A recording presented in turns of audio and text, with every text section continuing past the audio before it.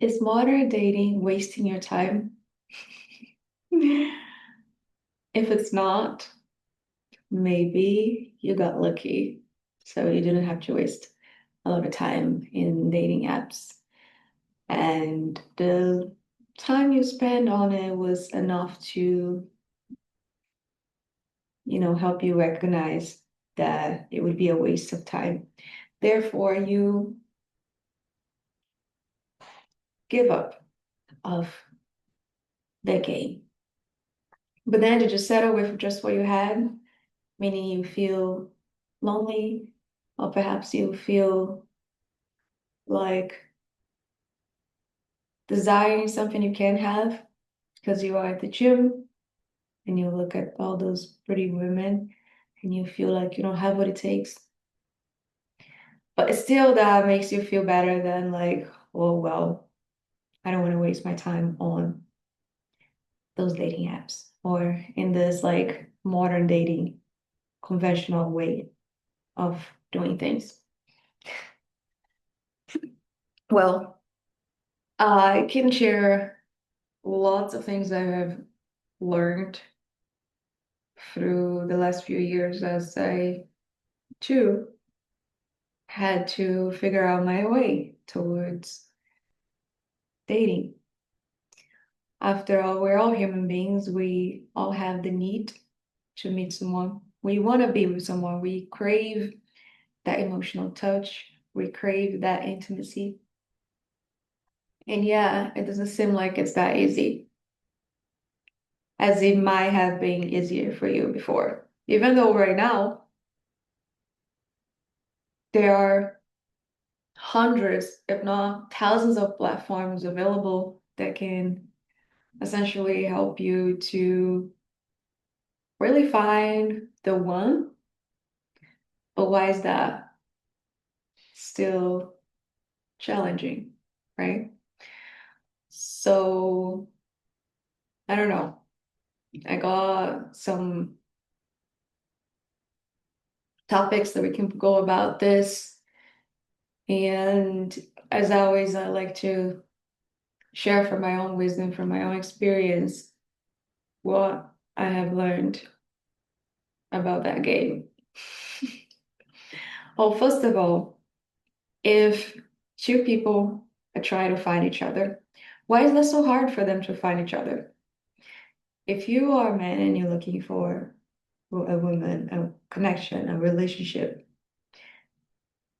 and I'm a woman who's also looking for the same, why can't we just find each other and be happy?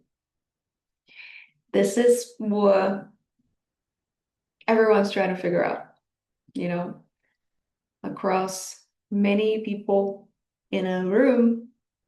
You enter a room and you see hundreds of people, hundreds of good-looking people, whether that's a man or a woman, yet you can't choose someone or you don't feel like gravitating towards one specific being. And when you do feel like gravitating towards that one specific being, maybe you end up frustrated. Why? Oh, that person's in a relationship, or that person's not into you, or that person starts to reveal some red flags to you that it's like, no. And we'll talk about that, like the red flags. And like, if you feel like a strong attraction towards a specific being and you give them the chance to reveal themselves gradually, you try to get to know them.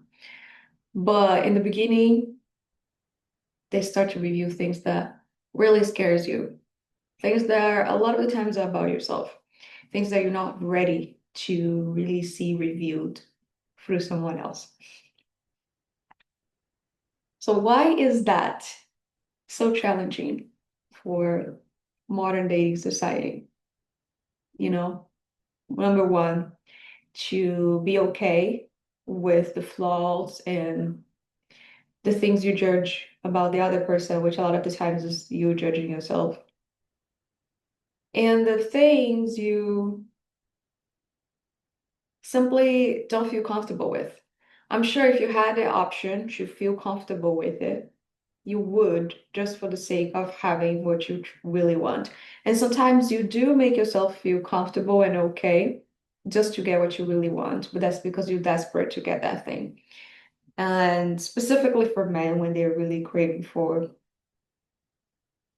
a sexual relationship or, you know, to be pleased sexually, they will play blind until they get what they want. And then once they get what they want and they're no longer horny and they feel satisfied, they turn back into that judgmental mind that is crucifying that person, and it's um, repealing them, or that is just, repealing you from that person, repealing them. In one way or the other, the thoughts you have about the other person also affect how that person wants you. So if I have loving thoughts towards someone, sometimes it's not really that person who really wants me, but they're just responding that frequency, that those thoughts they're manifesting in the spiritual realm. And when you start to realize that it's all about the spiritual realm as opposed to in the physical and just rationalization, because if it was all rationalization and all about the physical realm, then everybody would be fucking each other all the time. You would see a pretty woman, you would introduce yourself, you would just tell them what you do, um, share a little bit about yourself. You would hear what they have to say. You guys would kind of be at a place of like non-judgment. Um, and you would be, instead of resistance mode, which is the default mode in any relationship that is not a relationship to begin with, you would just be okay with each other. And that being okay means possibilities, means like, you would really enjoy each other's company.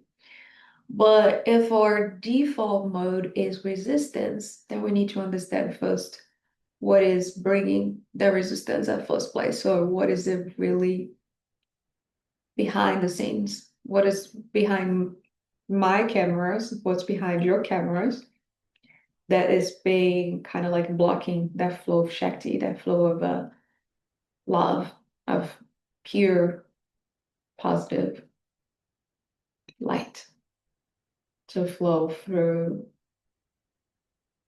me or from me to that person or through us together. It's just as that. But then when you think about the relationships you've had in the past, specifically the ones that were more satisfying, more loving, and that you really enjoyed, you think about how long that relationship lasted. Then we start to introduce another issue a lot of people face also when they start dating someone, which is attachment. So if I like something very much and I'm not used to having this thing, I tend to hold on to it. And that's just human nature. Okay. It's just understanding how your emotions, your brain, your spiritual side, your soul works. So when you like something, enjoy something very much, there's a tendency also to hold into that thing and fear losing that thing. Automatically, when you infuse this feeling or this thing called holding to something, you are also repealing that thing. So if I'm fearing having something, if I'm fearing losing something, then the natural tendency within me is that I'm going to do what it takes to repeal that thing for me unconsciously. And that's when self-sabotage comes in, and you might also have seen yourself in different times, different places within, saying some really weird things to the person you are enjoying seeing. and you are just tired of that game of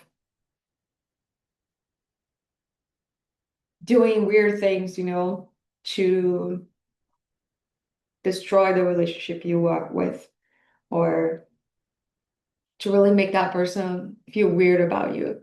Because honestly, the easiest thing to refuse someone of our lives is, I mean, it's much easier to say things that will repeal that person of your life than sometimes saying the nicer things that will actually make that person want to be close to you. Or perhaps both sides have carry the same weight.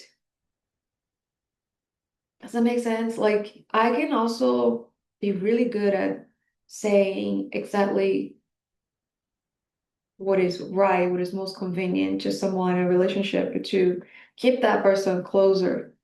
But you might also test the other person by saying, doing weird things to see what their levels of judgment is.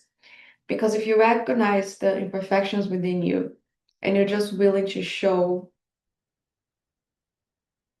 the beauty out of you and the nice things about you and how um, independent you are, and at the same time, how you can really just do what they want and be vulnerable. Because ultimately, a very alpha man wants a beta woman.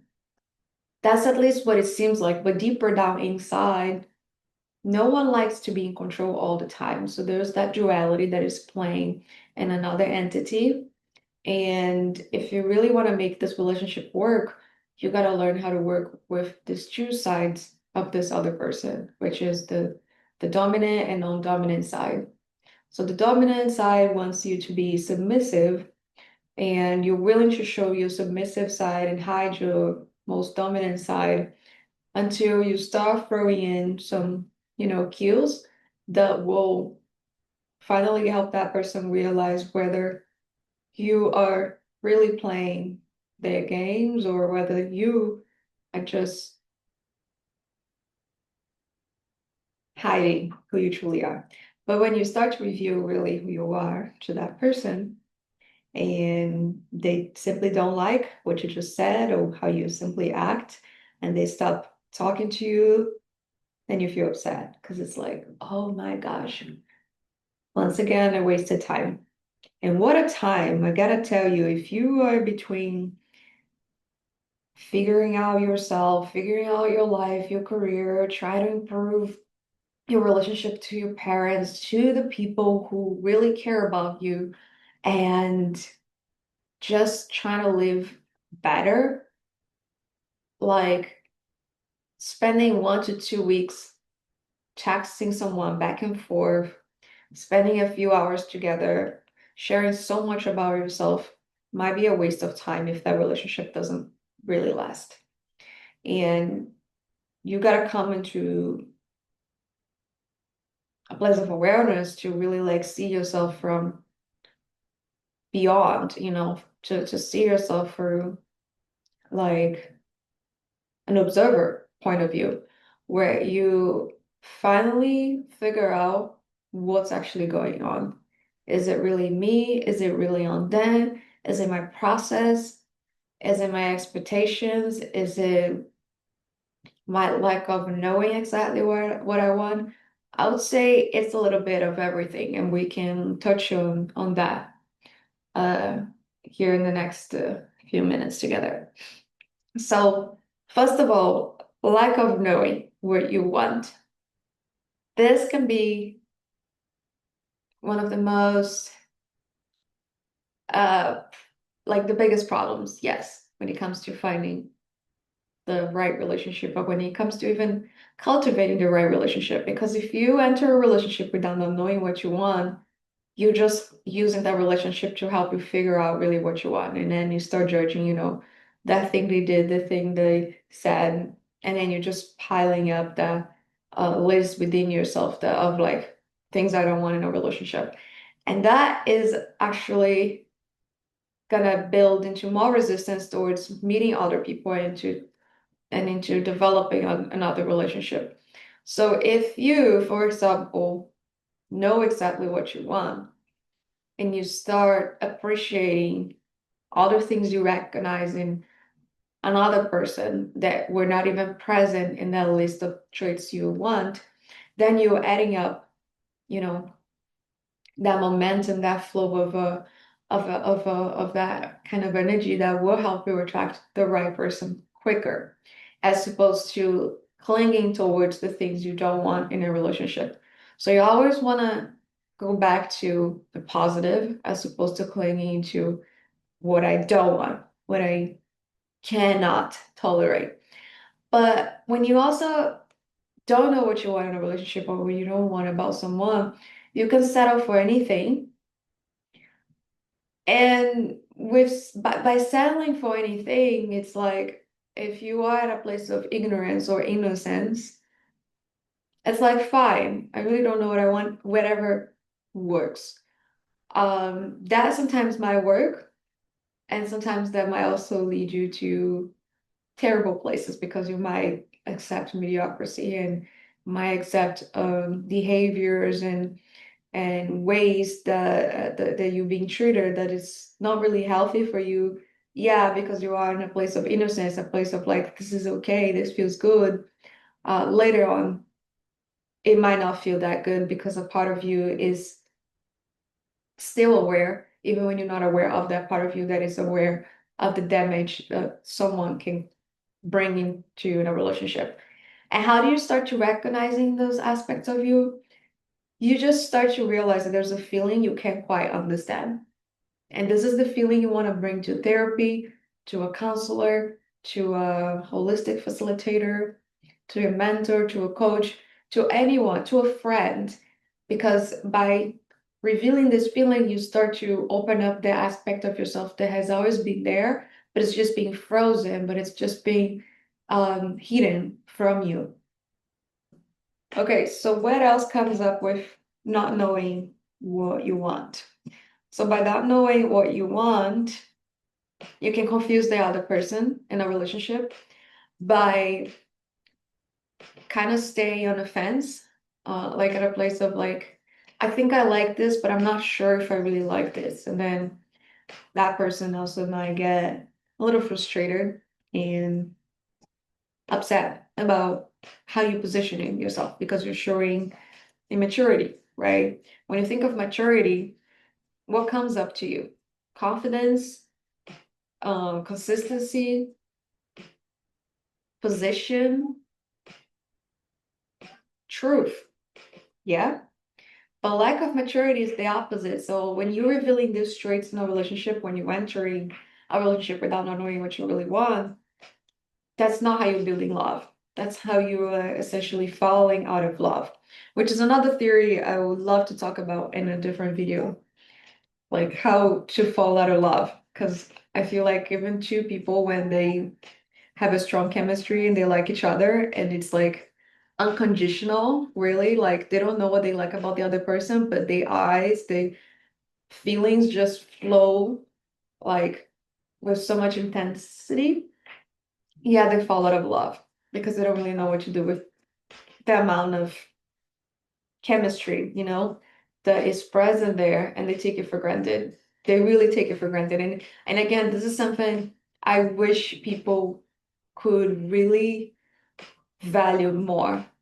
Because if the number one reason why you stay single is because you don't feel attracted to someone, when you do feel attracted to someone, why is that you waste your time and you don't value that opportunity, that connection, and try to turn into something bigger?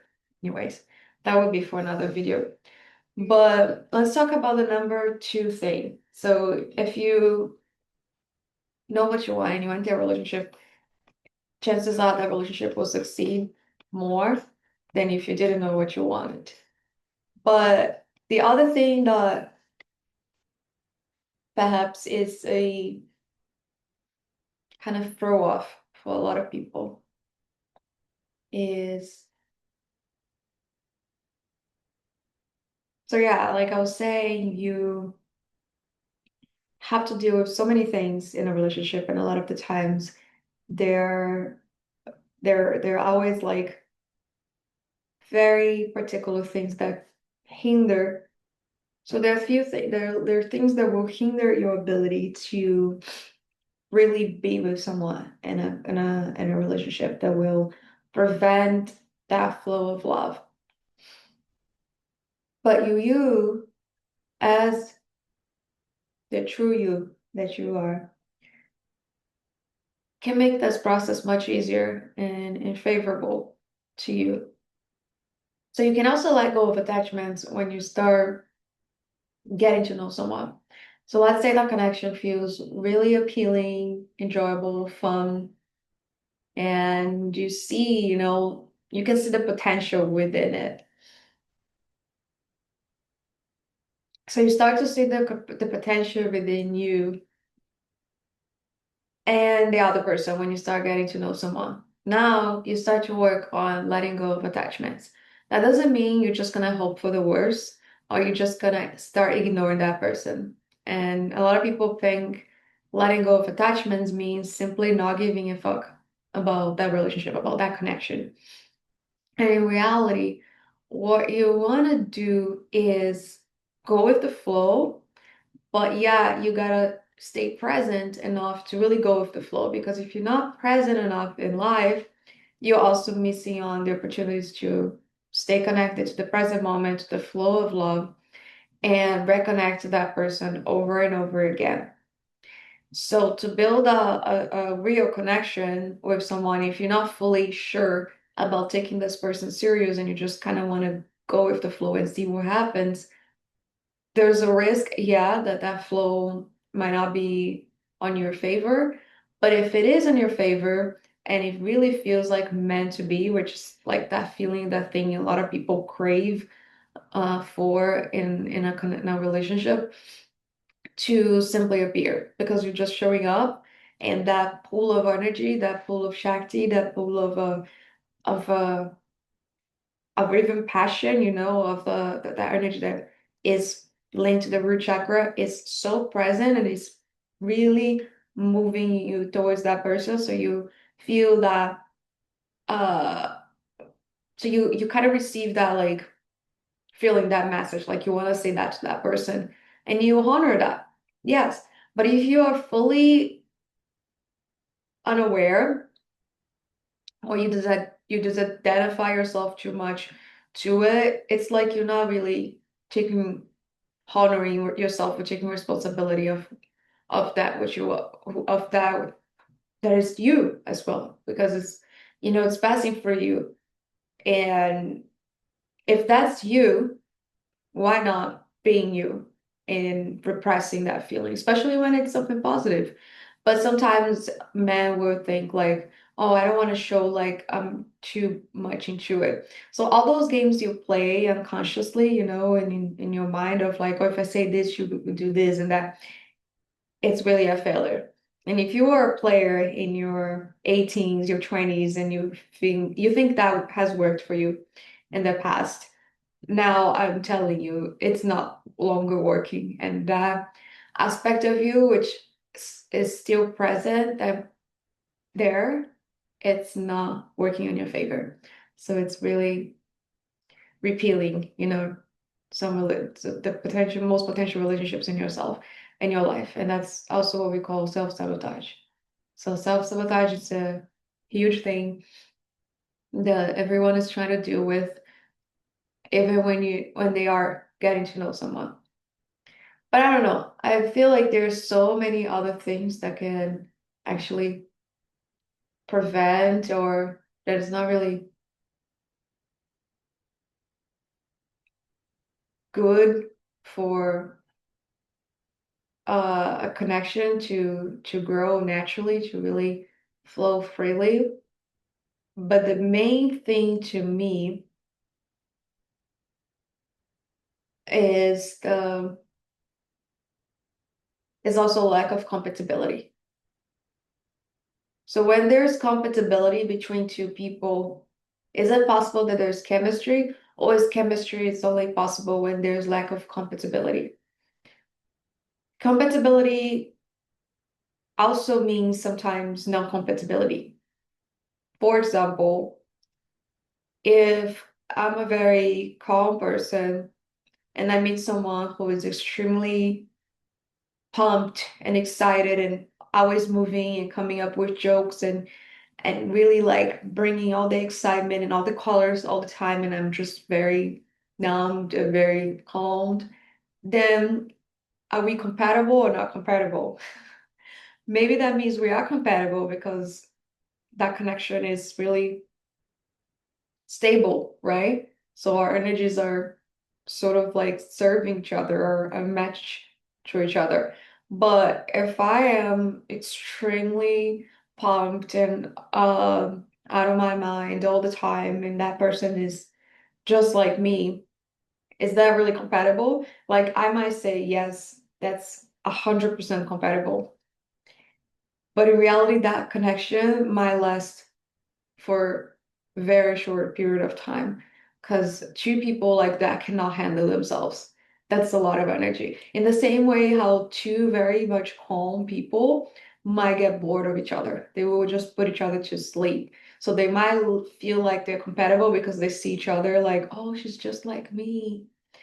Or sometimes there's a part of yourself that is trying to shine more and he sees that aspect of themselves in the other person, and that's when that chemistry really works out because there's admiration, there's a need from from one part of the person, from one aspect of that entity, to actually spend more time and grow and develop more with that other person who has that aspect that they sort of like hold too much and feels like it needs, somebody else to mirror that aspect of that in order for that aspect of the other person to come forth. So that's compatibility. We could look into so many scenarios of chemistry and compatibility, but ultimately, what really drives people together as magnets is this thing of like, I lack something you have. I have something you lack. We can work together. It's other than compatibility as opposed to like, oh, we both love going to sushi places on Saturdays. I mean, if you ask a lot of couples like why they stay together or what they like about each other, you will hear some of those very um superficial things, but that's not really what is driving them together. Like you can't quite see what is underneath, and even sometimes they don't know what that is if they are not conscious beings or fully awakened individuals to their true nature, they might not really know what they're together until one moment they start to like feel like, what are we doing to each other? Why are we together in the first place? And then the relationships start to decay. So many relationships they're starting to decay right now are also based on those things, on lack of awareness, lack of understanding from each other, lack of not knowing why they're together in the first place. Because if you really know why you're with someone and you can still remember that from the beginning, you're willing to face all those challenges and all the demons and all those insecurities that will occur because you would take that as a chance to grow yourself. Like, oh no, no, no, I'm using this because literally I feel like I'm growing with this person, and God is using this person to also help me develop these aspects, these traits that I can still see in the other person, that I can admire in the other person that I don't have it yet, but this person is helping me to grow in these levels. And I know far ahead in the journey, the time we spend together will be worthwhile, will be worthy. So in other words, if I could look at my previous relationships in the past, and this is something I've never revealed in any of my videos or any interviews, um, I could say all of them felt divine, felt like it was not a waste of time, and it felt like there was always a lot of chemistry there. So, in other words, I never stayed with someone just because of a thought. but I suppose, or just even one feeling, but it was because my entire being could not stay with that person, could not live without that person. And for that, I'm really proud of saying that. Because once I reached the point where I felt like now I can live without you, then I started to lose interest in the relationship, and then I started sabotaging my way out of it because I had nothing to gain of that connection anymore, or perhaps they didn't have anything to gain from me anymore. So in that case, the give and take wasn't fair, wasn't equal anymore. And the give and take is also something we can touch on. Like it's gotta be fair, how much you do from one person, how much you receive from that person, and where you both are spiritually matters tremendously. Like if one person is in Mars, the other person is in Jupiter, and just because sometimes they meet periodically in Earth, they spend some time together, but then they just go back to their planets and they can't even remember themselves when they're back in their home planet. It's like, what is the point of keeping a connection like that, you know? That was a terrible example, but you kind of know where I'm going with. So my previous connection, my previous relationships, I felt like I was fully there with heart, mind, and soul. And even though at times I will catch myself like, oh, I wasted time with the ex, or like if it wasn't for them, I would maybe be at a better place right now. I would have met somebody else. Not really.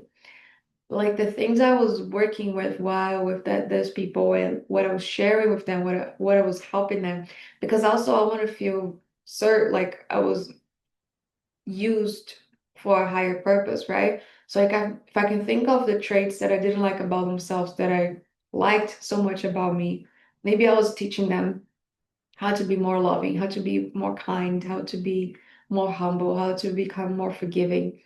So I can feel proud about myself for really carrying that relationship for the time we were together.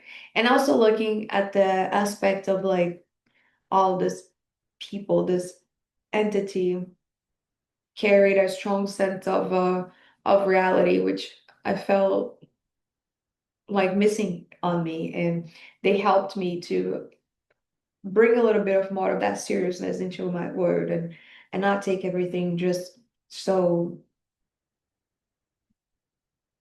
unreal, like I needed to take it some I needed to carry some of that seriousness as well. So it was a perfect balance in between energies, and that's why I really felt like my body, mind, and soul was there. And honestly, what I hear the most from people, men and women, is that they want to find this kind of relationship.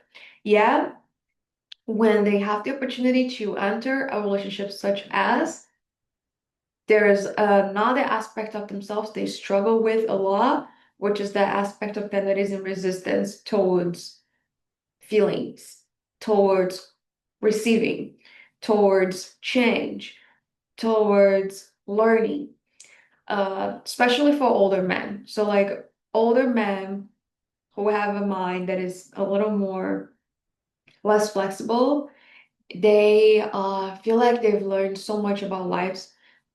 They've learned so much about themselves. Yeah, they find themselves single, but then they feel that attraction towards a woman, right? But then the judgmental side is start to pinpoint terrible things about the other person, so they're already ruining the feeling, that source, that aspect of love that is present there, that kind of came out of that connection, or that is already alive, right? So it's that kind of fight back and forth between like, do I want to love this person or do I want to just run away because my gut is telling me that person is not really good for me? Again, that comes down to really learning about yourself. And the more you learn about yourself, it gets easier to allow.